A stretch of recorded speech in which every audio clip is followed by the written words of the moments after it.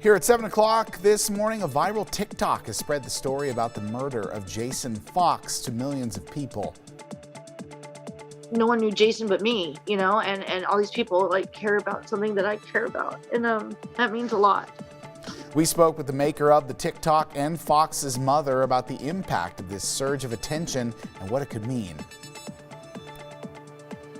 Last December, a 70-year-old woman was shot and killed just outside of Spokane County Jail. The prosecutor's office announcing the corrections officer who shot her won't face any charges. This morning, we'll explain why. And we're going to take you outside, talk cloud cover as we kick things off this morning, and a little bit of wind and how that plays into our precipitation later today. And as of right now, take a live look. The Cottage Cafe is open. After being closed for an entire year, customers are now welcoming them back with open arms. The phone's ringing off the hook. Yeah, we talked with the chef about what their reopening will look like today.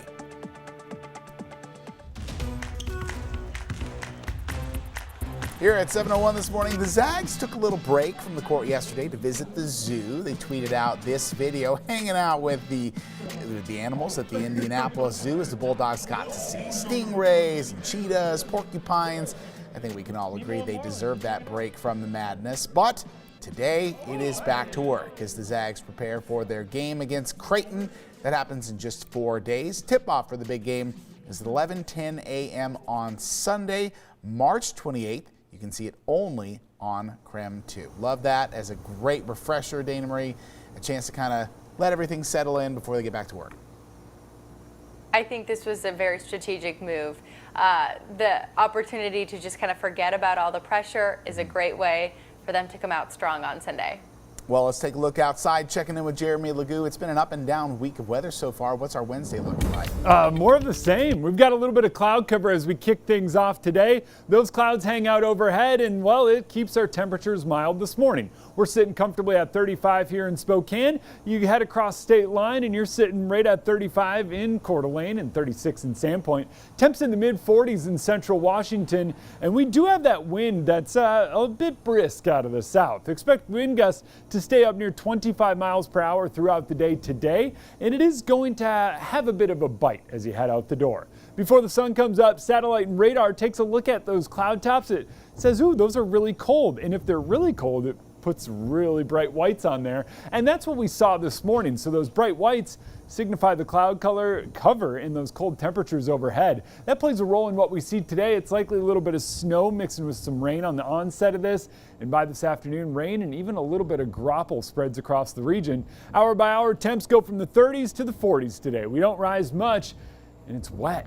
It's March madness in terms of weather because by the weekend, we're back sunny and warm. Here at 7:03 this morning, the suspect in the Boulder, Colorado mass shootings is facing 10 counts of first-degree murder. He's expected to appear in court tomorrow, but this morning we do want to focus on the victims. Boulder police released the names of the victims. You can see them on your screen right now. All 10 victims ranging in age from 20 to 65, including Denny Stong, who was the youngest, and 49-year-old Trelona Barkovac, who recently got engaged, and 61-year-old Kevin Mahoney, who has a granddaughter on the way. The Colorado shooting, of course, happened less than a week after a gunman killed 8 people in Atlanta. Just in the last week, there have been at least 10 mass shootings total across the country so far just this year. The mass shooting is defined as a single incident involving the shooting of a firearm to more than 2 people, especially when the victims are random. President Biden has called on Congress to reinstitute a ban on assault weapons and large capacity magazines. Earlier this month, House Democrats passed 2 bills expanding background checks. But during a Senate committee hearing about guns on Tuesday, Republicans showed no signs that they were on the same page. There was law for the longest time, and it brought down these mass killings. We should do it again. And every time there's a shooting, we play this ridiculous theater where this committee gets together and proposes a bunch of laws that would do nothing to stop these murders. The White House has also lowered their flags once again for the Boulder victims now, just hours after raising it following last week's Atlanta shootings. The flag has also been lowered at the Washington Capitol in Olympia. Here at 7:05, well, Spokane's Cottage Cafe is open. For the first time, the restaurant has now opened its doors since pandemic restrictions were first put in place last year. That's right. So since the start of phase 3, the owner of the Cottage Cafe decided to reopen their doors and get their customers back in. And I know so many people love this breakfast place and are very excited. Now, they did decide to stay closed through the ups and downs of the restrictions. Chef Marty Newberry says they wanted to make sure it was safe for their employees and customers before reopening. Now that vaccines are rolling out and restrictions are loosening, Cottage Cafe is excited to start serving Spokane again. How excited?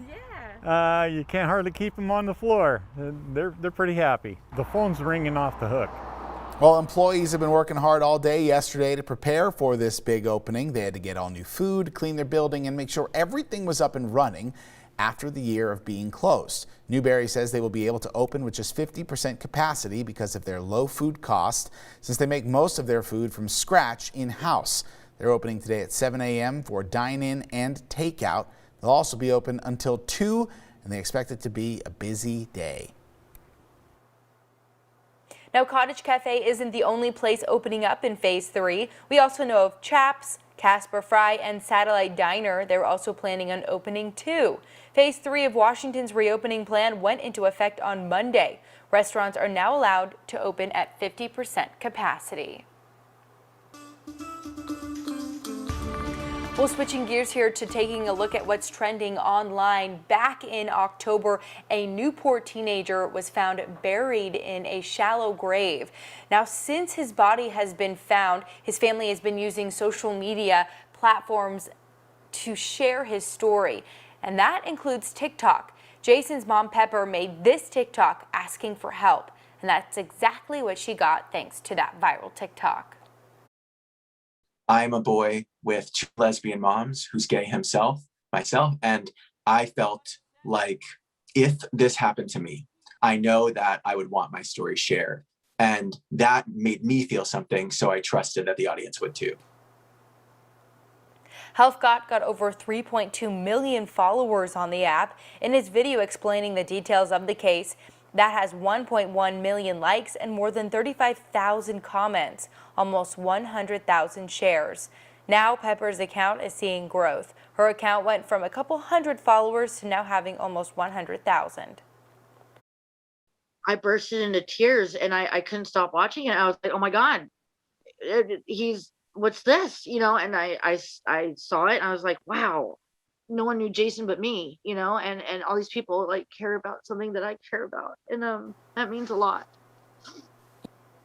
Users from all over the world heard Pepper's pleas, which she thanks Josh for. TikTokers are using the hashtag #JusticeForJasonFox, making videos about his case and helping Pepper plan for the first Pride Parade in Newport. 5 men have been arrested in the connection with Jason's murder. The Pend Oreille County Sheriff's Office is investigating multiple motives, with a hate crime being one of the leads. Riley Hillstead is described as a ringleader who orchestrated the murder. His trial is scheduled for early May.